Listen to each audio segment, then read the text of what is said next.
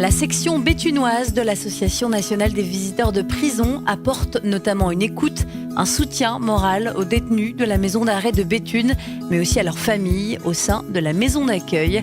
Philippe Bécard, président de la section béthunoise de la NVP, et Michel Guy, secrétaire de cette association, nous en disent plus sur le rôle de ces bénévoles, dont les visiteurs de prison et les conditions de détention. Alors l'association est née de la volonté de plusieurs personnes de rendre visite aux personnes détenues. Ces personnes étaient d'obédience catholique et l'évolution de l'association a fait que depuis 1991, l'Association nationale des visiteurs de prison est née. C'était une association de bénévoles et laïques. Elle est reconnue d'utilité publique et reconnue aussi par les services de la jeunesse et des sports. Donc il y a les visiteurs de prison et la spécificité à la maison d'arrêt de Béthune, c'est qu'il y a une maison d'accueil également. C'est unique en France, c'est ça ? Oui, alors la section de Béthune effectivement a deux missions. Une concernant les personnes détenues, donc avec les visiteuses et visiteurs qui vont rendre visite aux personnes détenues, et l'autre, une spécificité effectivement de l'association nationale, c'est qu'on est propriétaire de la maison d'accueil des familles qui se rendent au parloir. Alors, la maison d'accueil, Michel va oui, en vous parler. êtes vous-même bénévole, Oui, Michel ? je suis bénévole, oui, effectivement, depuis maintenant 2 ans. Et moi, je vais donc à la maison d'accueil pour recevoir les familles qui viennent au parloir.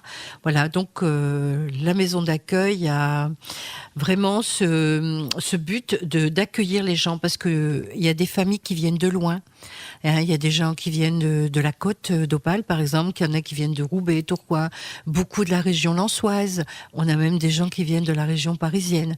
Donc forcément, ce sont des gens qui partent tôt le matin, et en sachant que le parloir ne dure que 3/4 d'heure. Donc c'est bien d'accueillir ces personnes. Elles peuvent se restaurer, boire un café. Quand il y a des bébés, s'occuper des bébés, forcément, tout ça. Enfin voilà. Et puis éviter le regard des personnes, vous voyez, parce que sinon elles sont obligées d'attendre devant la porte de la prison, qui est quand même en centre-ville. Donc c'est très bien qu'elles viennent à la maison d'accueil, et puis voilà quoi. En tant que bénévole, on ne pose aucune question. Les gens viennent, voilà, on les reçoit, c'est tout. Les personnes qui veulent parlent du beau temps, de la pluie, peu importe. Et il y en a quelquefois qui ont besoin de renseignements à propos des parloirs, à propos pour apporter du linge, enfin des tas de choses, vous voyez. Et voilà, on est là aussi pour renseigner, dans la mesure de notre possible, et puis écouter. Par exemple, vous voyez, comme la semaine dernière, moi je suis allée, et il y a une dame qui m'a téléphoné parce qu'elle avait un problème de parloir et tout ça. Alors moi je peux rien faire. À mon niveau, c'est ce que je lui ai dit, mais je l'ai écoutée pendant 1/4 d'heure, 20 minutes. Et à la fin, elle m'a dit, écoutez, je vous remercie beaucoup, j'avais besoin de parler à quelqu'un. Voilà, c'est ça, vous voyez. Notre service, c'est ça, c'est d'être vraiment à la disposition des familles. C'est l'écoute, ce qui est important. Voilà, c'est ça. L'écoute pour les détenus et également pour les familles. Pour les familles. Alors, on va reparler des visiteurs de prison. Quelle est leur mission, principalement ? L'une des missions, c'est d'apporter une aide morale à ces personnes détenues, à leur proposer des entretiens libres, confidentiels, pendant lesquels, en instaurant un climat de confiance, il arrive aux personnes détenues de parler de choses dont ils n'aborderaient pas ni avec le personnel de l'administration pénitentiaire, ni avec leur famille, forcément. Et on sent souvent qu'on sert de soupape à une violence latente, à des problèmes psychologiques et inhérents aux conditions d'incarcération des personnes détenues. Et on le précise, la maison d'arrêt est touchée aussi par une énorme surpopulation. Exactement. À ce jour, ils sont un peu plus de 380 personnes détenues pour 180 places théoriques. Ce qui fait qu'il y a 2-3 personnes par cellule. Alors, une cellule, il faut quand même un petit peu préciser ce que c'est 9 mètres carrés. C'est un petit peu plus grand ou un peu plus petit que votre salle de bain.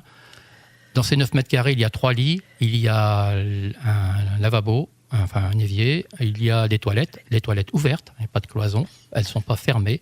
Et 9 mètres carrés, à vivre à 2, 3, avec une table et des chaises. On ne tient pas à 3 debout. Donc, quand il y en a 2 debout, il y en a un forcément qui reste au lit. Alors, en guise de comparaison, allons du côté d'un refuge de la SPA. Les refuges de la SPA ont pour obligation d'offrir à un chien, par chien, un chenil de 5 mètres carrés. Et donc, on est dans une société où on prévoit 5 mètres carrés pour un chien et on prévoit donc 9 mètres carrés pour 2 ou 3 personnes. Donc, de ces conditions d'incarcération découlent forcément des tensions.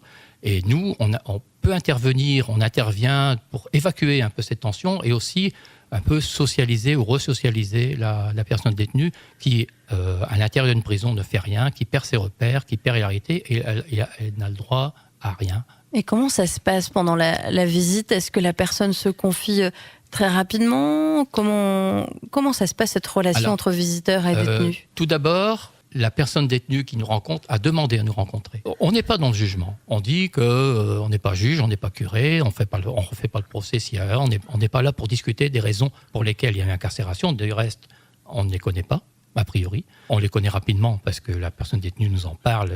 Voilà.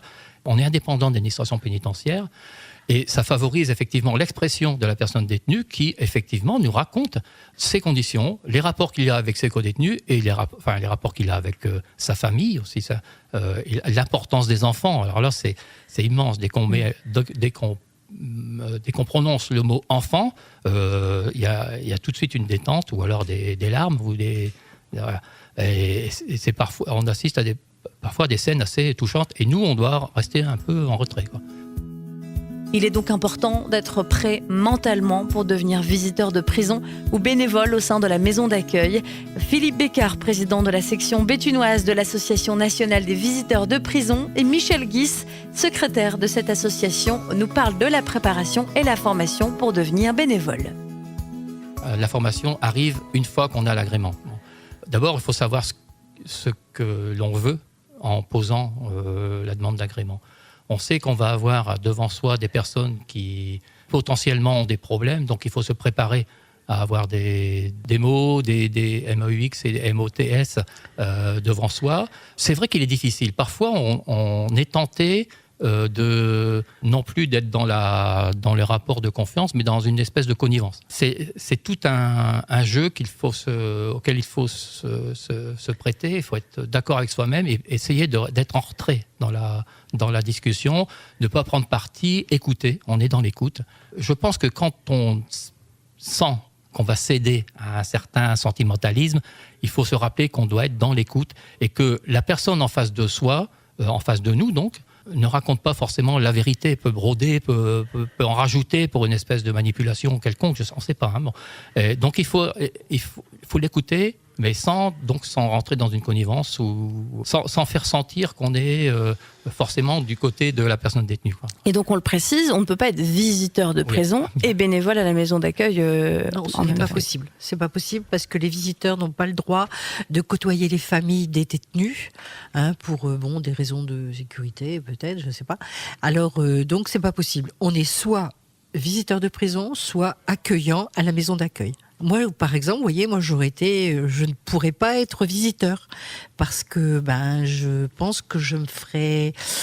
Moi, je pense que j'écouterais, j'aurais du parti pris, vous voyez, je suis comme ça. Donc, c'est pas possible.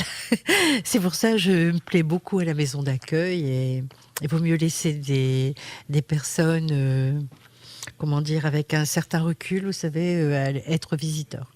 Donc pour terminer, comment on devient visiteur de prison, bénévole, on le précise? Comment ça se passe, ce déclic, quand on se dit moi je veux être visiteur de prison? Je pense que les motivations sont aussi diverses que pour les différents visiteuses et visiteurs. Si je prends mon exemple, je le connais le mieux. J'étais très, très jeune quand j'étais interrogé par des problèmes de l'enfermement, puisqu'il y a, je suis de Saint-Venant, il y a l'hôpital psychiatrique. Donc à partir de là, on peut se poser des questions sur pourquoi on enferme des personnes. Ensuite, on voit la maison d'arrêt de Béthune et on se pose les mêmes questions. Donc pourquoi une société enferme des gens Pourquoi faire et quel est le contenu de cet enfermement et comment surtout ressortent les personnes concernées de cet enfermement. Parce qu'on peut effectivement penser comme beaucoup, que la prison, c'est bien fait pour eux, ils l'ont bien cherché, finalement, voilà. Mais bon, ces mêmes personnes qui sont enfermées et dont on s'est réjoui qu'ils sont enfermés, dans quelles conditions ils sortent et comment ils sortent et dans quel état d'esprit. Qu'est-ce qu'on fait en prison? Quel est le sens de la peine? Toutes ces interrogations, on peut les avoir et se dire, tiens, au fait, on va peut-être aller aider moralement, voire matériellement, les personnes détenues. On peut demander un agrément pour être visiteuse ou visiteur sur cette base-là. Après, il y en a qui sont pour des simplement humanistes. Il y a une personne là qui est derrière les murs, ne doit pas être bien. Voilà. Il y a diverses raisons, mais ce sont des raisons qui se rejoignent.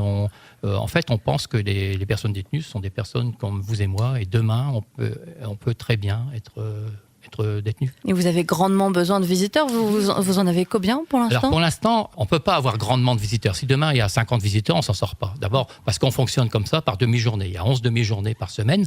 On est 12 pour l'instant, donc il y en a qui se chevauchent. On a un problème de local, on a un problème de parloir à l'intérieur de la maison d'arrêt. Ce à quoi on veille, c'est le renouvellement parce que on est retraité. À un moment donné, on peut avoir tous des problèmes de maladies, n'importe quoi, et qu'on doit cesser le rôle, notre mission, et donc il faut les remplaçants. Donc il serait bien qu'on ait effectivement des personnes qui nous écoutent, qui ont envie de faire un bénévolat donc utile et humaniste et citoyen et laïque, de nous rejoindre.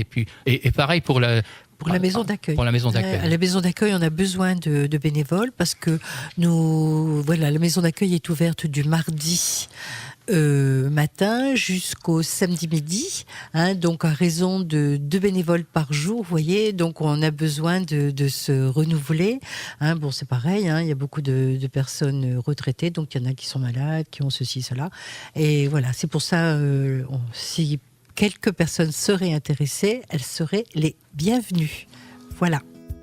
Si vous souhaitez donc devenir visiteur de prison au sein de la section béthunoise de l'Association nationale des visiteurs de prison ou accueillant à la maison d'accueil, vous pourrez vous renseigner au 03 21 68 39 84 et sur le site www.anvp.org. Ce reportage a été réalisé par Mélissa Miellet pour Banquise FM. Une émission proposée dans le cadre des productions coopératives des radios associatives du nord de la France, une coopération qui a reçu le soutien de la région Hauts-de-France.